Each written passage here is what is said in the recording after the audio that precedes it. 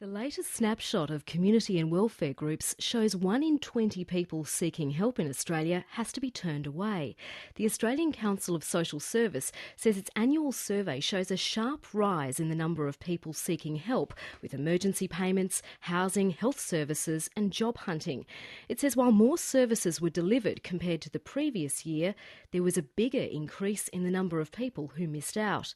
The results have prompted one charity to warn that Australia needs to rethink its social support system if it wants to prevent riots like those seen in the UK.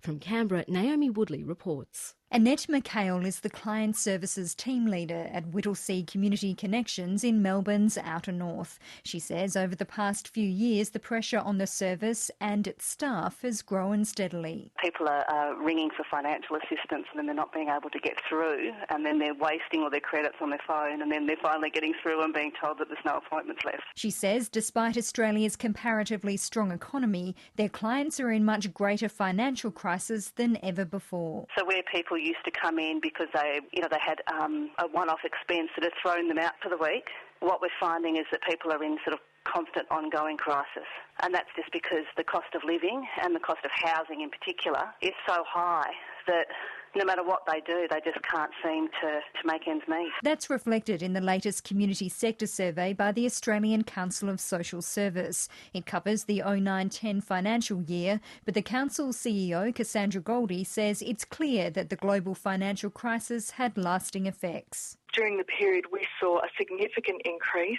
in the assistance being provided to people by community services, 12% in just 1 year as an increase. And yet, on the other hand, we also saw a 20% increase in the unmet demand. In other words, significant number of more people being turned away from assistance. Dr Goldie says the survey of 745 different agencies shows there was a 49% increase in the number of people needing emergency cash assistance, and that reinforces their push for unemployment and parenting payments to be increased to at least the level of the pension. When you're living on the unemployment payment, that's just $34 a day. It is not enough. You're living below the poverty line.